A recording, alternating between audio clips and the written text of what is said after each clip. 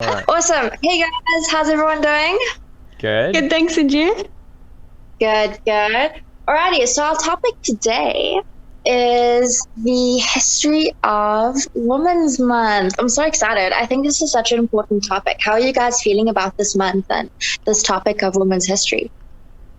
I definitely am very excited to talk about it. I think it's always good to remember like where people came from, where we came from, so that we can keep building. So it's nice to talk about it.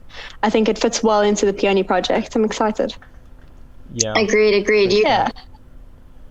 Yeah. I mean, for me, it's just like just another important part of history. Like I love history, and I think it's something that needs to be like held on to and remembered always. And yeah, I mean, especially that like in South Africa with how like honestly bad things actually are for women here.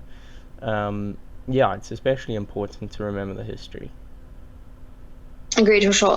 Alrighty, so our topic for this month is generally Women's History Month. And for this week specifically, we're focusing on the history that has happened. We're focusing on women and what they've been through, and just looking at why these events play such an important role in where we are today. So, you guys take it away. Why do you think women's history is so important? Well, like I said earlier, I think for us to grow, we need to know where we came from. Otherwise, we just end up making the same mistakes that we've made. I also think that as we're building, as we're learning about a lot of things that happened back in the past and happening now, we're starting to get a holistic picture of how we can improve things. Like back, when women's rights weren't really viewed as human rights, there was a lot of rape and domestic violence and things like that went on that actually wasn't even considered as domestic violence, wasn't considered as rape, sexual harassment, any of that sort of thing.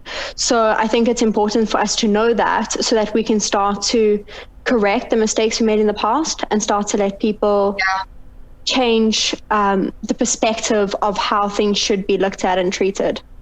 That's agreed. Yeah. Agreed. And you, Dill?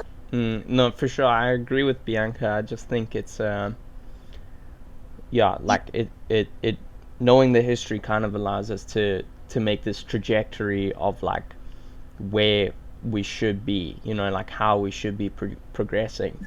And yeah, I mean, it's like I said earlier as well with how things are in this country specifically.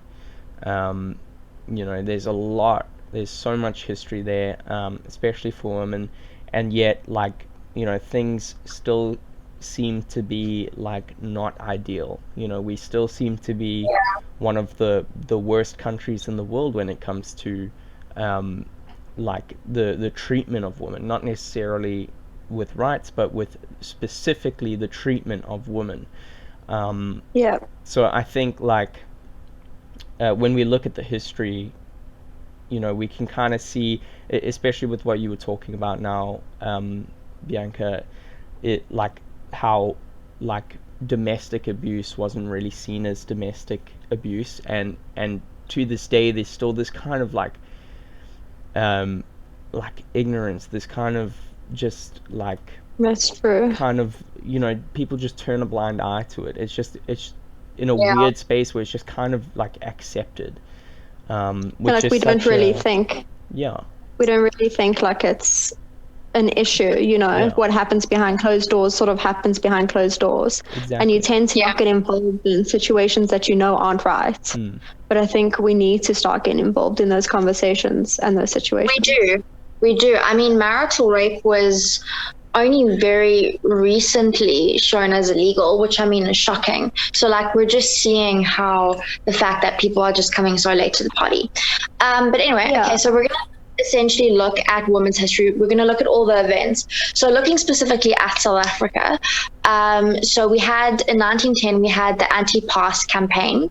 In 1920 there was the women employment and also the economic changing scene. In 1930s there was the trade unions, and then women in World War II experienced the huge aftermath with regards to obviously the husbands going off to war, and then they had to essentially take over. And then obviously when the men came back from the war, they experienced being put back into this position where they were just the stay-at-home mothers.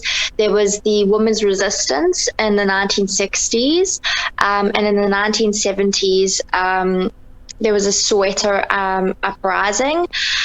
And then obviously there was apartheid crumbling, and there was an event in which a lot of the women started experiencing this turmoil and started really voicing the issues that they had.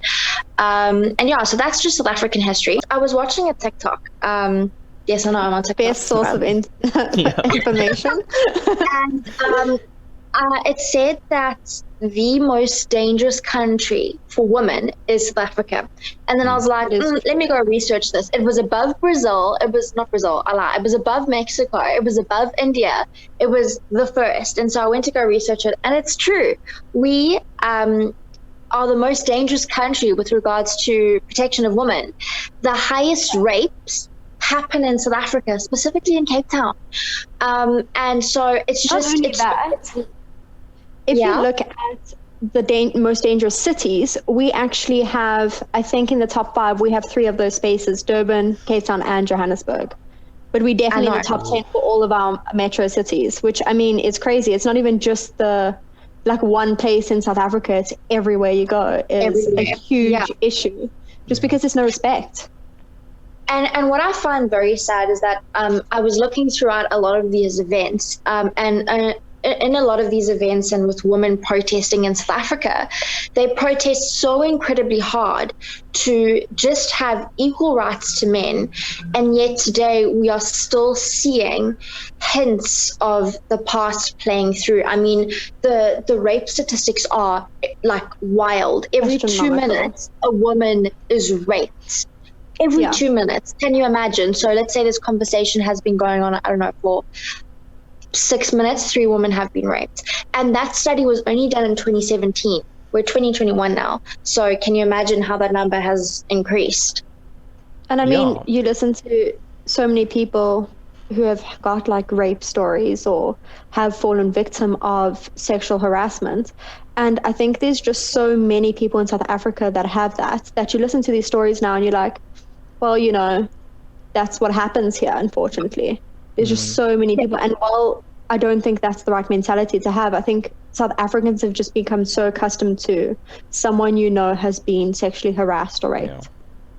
Yeah, I mean, we've become so desensitized. I mean, a statistic, I read this article saying that 1 in 3 women are raped, which is wild, which means that if you just within your family, you know, even within your immediate family, let's say it's yourself, your mother, and let's say you have a cousin, out of the 3 of you, someone would have been raped. And that's just in privileged families. Can we even begin to imagine what it would be like in underprivileged places where a lot of people don't have protection, they don't have safe houses, you know, the law is not necessarily on their side? I mean, it must be terrible. I mean, I've spoken to domestic workers where they've been raped countless times by brothers, by people who break into their house and, you know, rape them and steal everything. I mean, it's terrible.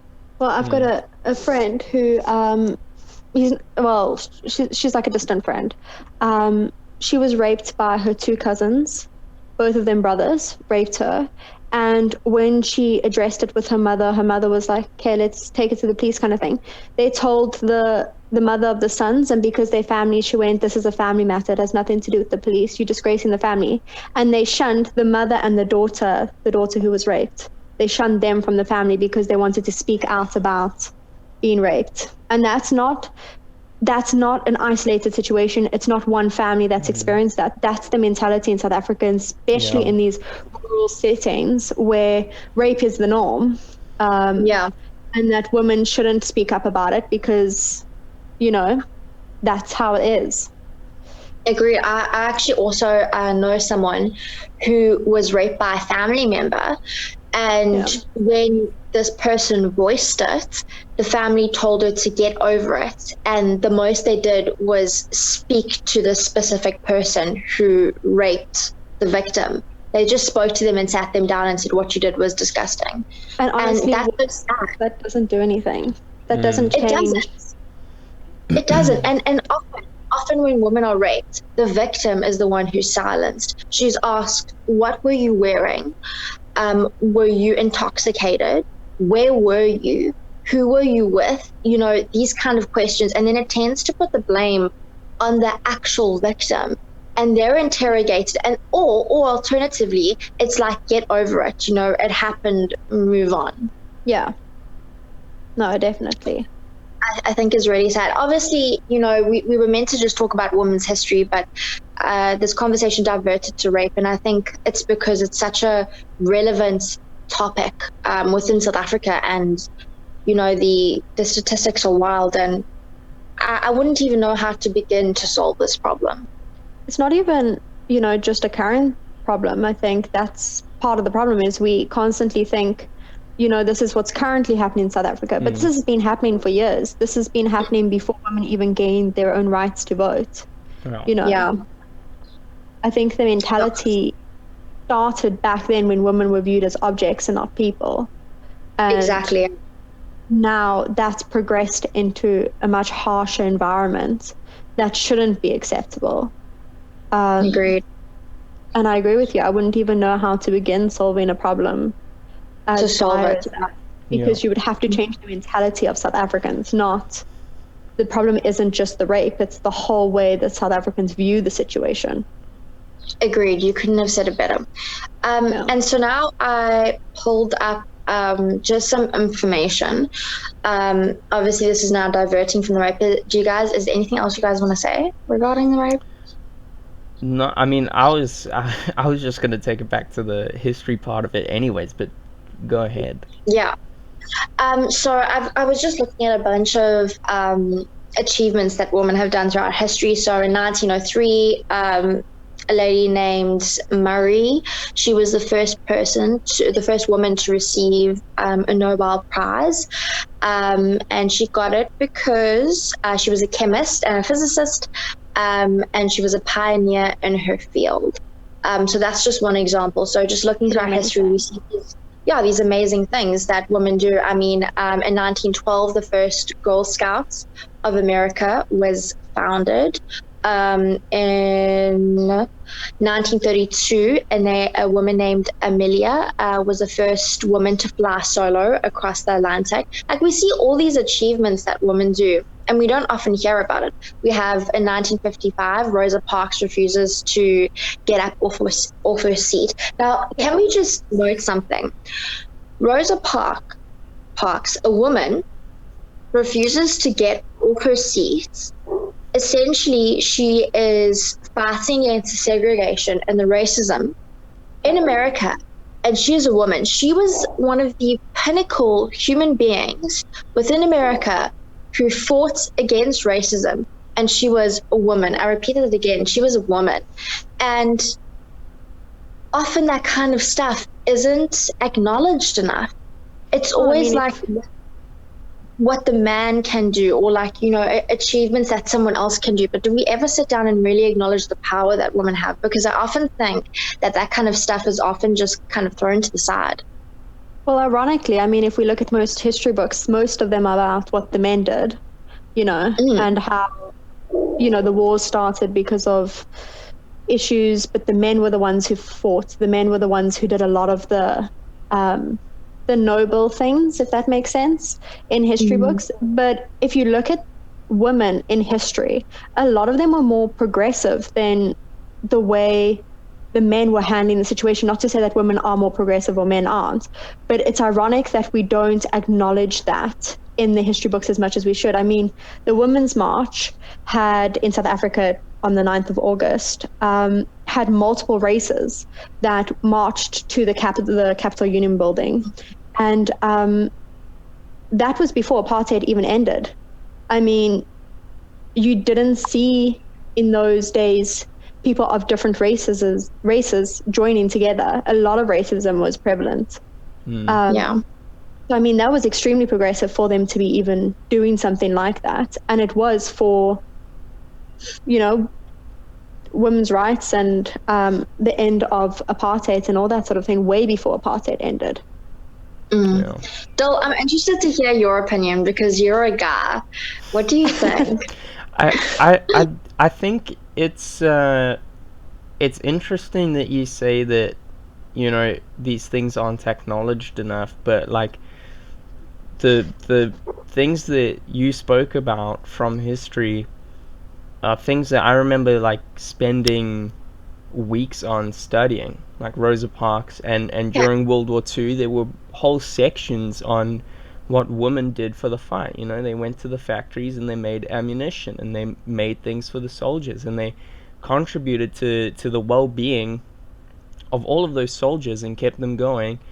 And in history it is framed as being extremely noble. So I think that at the very least we're seeing a huge turn in how we view women, you know, in how we study history and stuff, you know. I don't honestly believe that they're just thrown to the side or excluded or anything. I mean, maybe it's just me, maybe it's just the way that I looked at it and the way that I studied it, that, you know, I just viewed it as important, but I do think that it is given the due credit, you know. Yeah. I think you've said something very important there. You said they were working in the factories for ammunition for the men. And that's the problem there, is that women were seen as supplementary roles to men during this time. So that's prevalent even in the way we view history. You know, they did it for the men.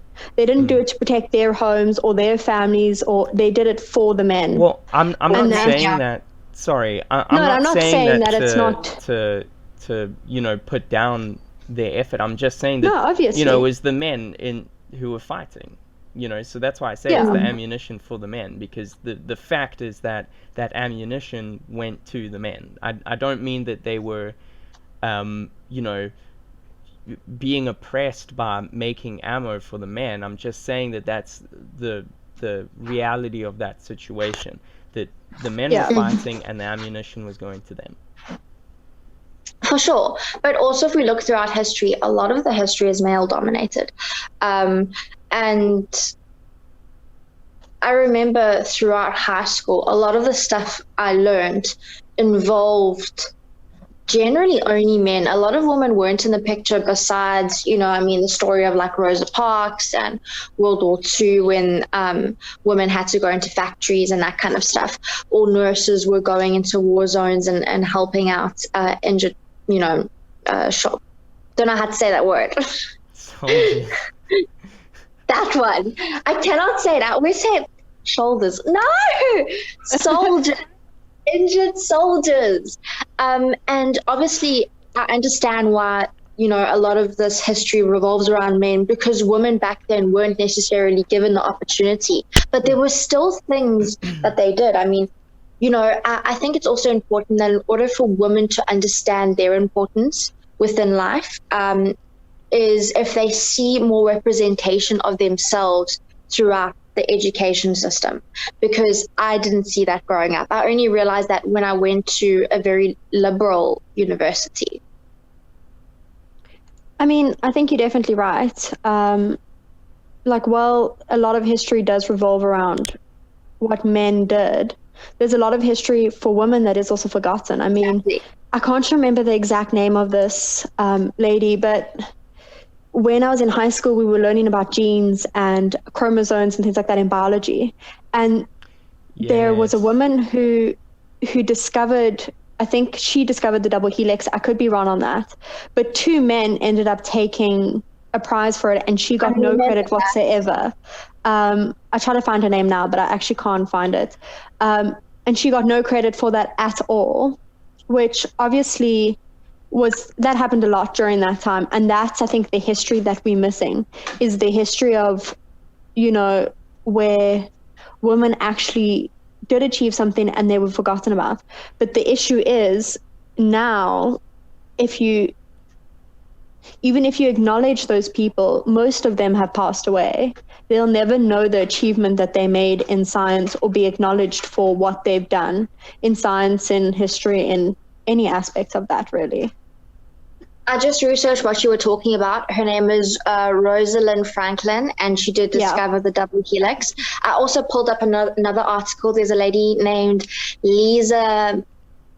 I'm not going to say her name because I don't want to bot it. And she did something regarding the nuclear fission. She was the first German woman to hold a professorship at a German university. She basically found something out regarding something nuclear. There was a lady named Haiti. She founded the radio guidance system. Margaret Knight created the paper bag machine. Elizabeth Maggie created Monopoly.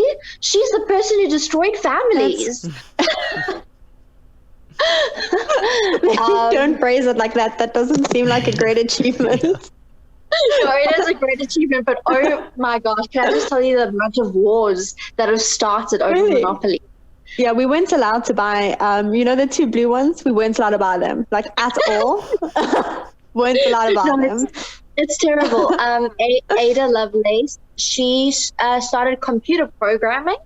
That's amazing.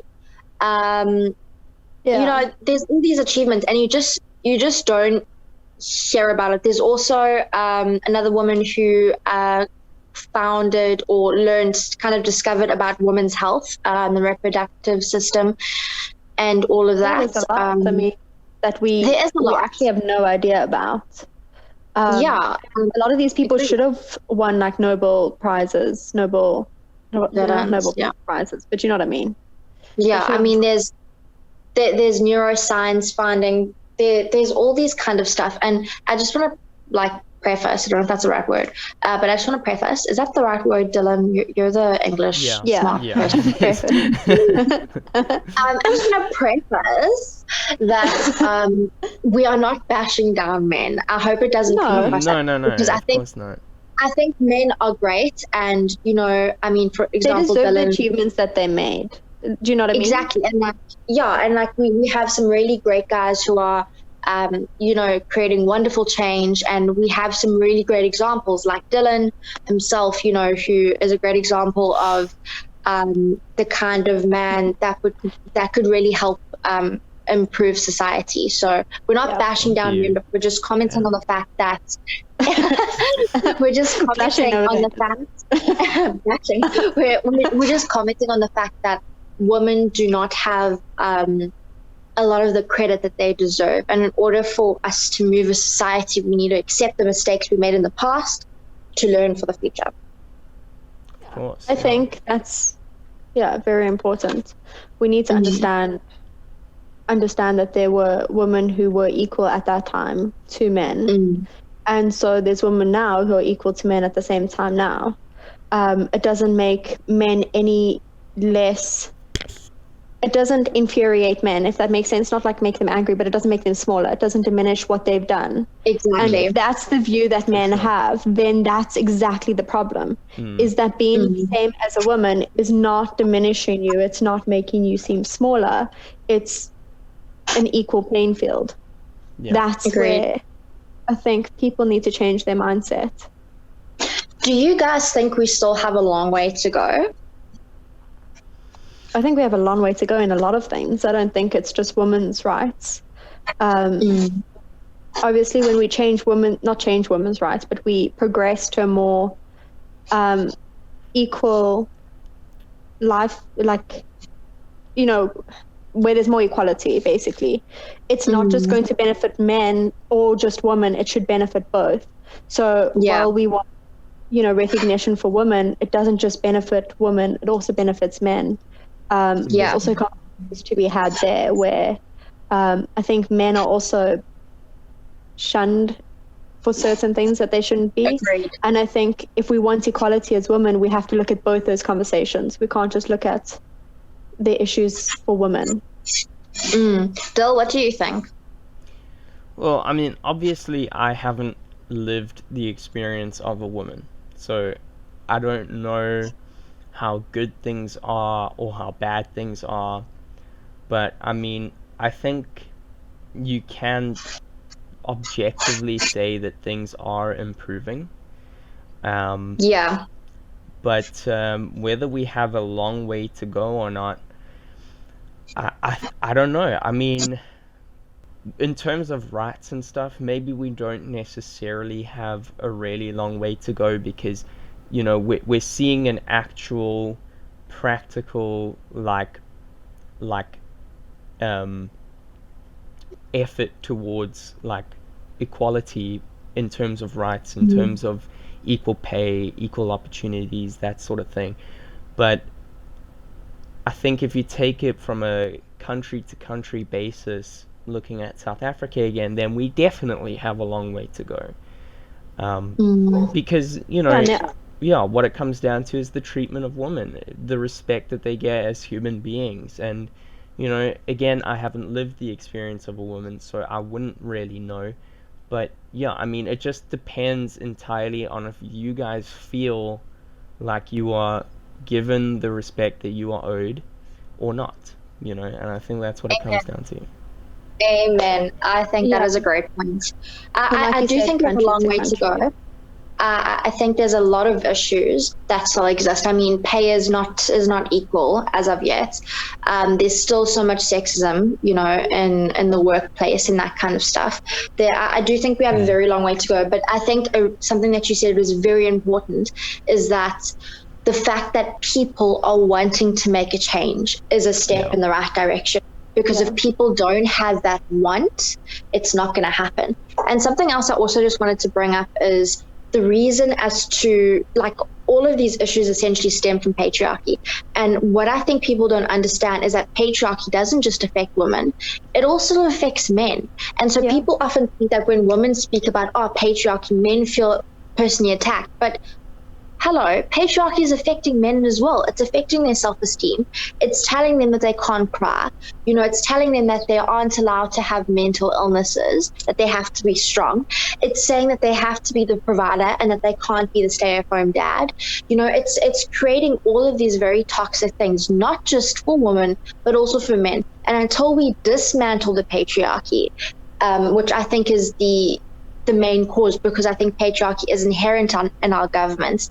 It's inherent in our leaders. Until we break that down, that's only when we're going to start seeing change. And as Dill said, it's up to us. Because we want to, it will happen. Yeah. I think also what was really important that Dylan said was country to country. I mean, although South Africa is very dangerous, there are a lot of privileged people in South Africa who don't experience all the hardships. And there are also a lot of people who do. It's not just country to country. It's also, place to place in South Africa. I mean, I could walk maybe 20 kilometers and be in a very different situation than I am right now because I am in a privileged situation and I realize that. But also, I mean, you look at some other countries and there's like female circumcision that's still happening. And it's extremely painful and there's no health benefits, nothing like that. And they're forced and they're often much older than they should be when it happens. And there's other times where this is going to sound very graphic, but they basically sew up a woman's genitalia so that her husband can rip it when he has sex with her for the first time to prove that she's a virgin. And when this happens, they're 13 when their husbands rip it, which is extremely traumatic and painful. And that shouldn't even be a conversation that we're able to have. That shouldn't be a thought that is. Exactly. So although South Africa is really bad with respecting women, there are also countries that are worse off. That need change as well. I mean, India is the same. Young women get like sold, orphan, like there's slavery and all of that kind of stuff.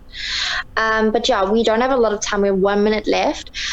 Is there anything you guys have to say that you found very important that you learned from this conversation?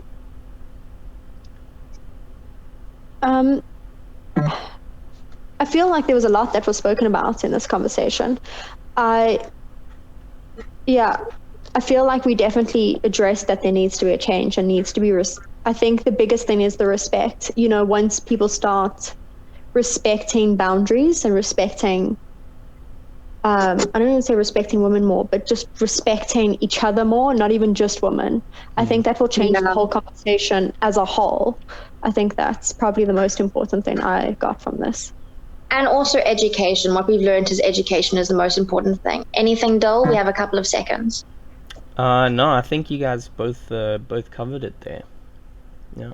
Alrighty, guys. Thank you so much for listening into our podcast, and be sure to tune in next week. Bye. Thank you.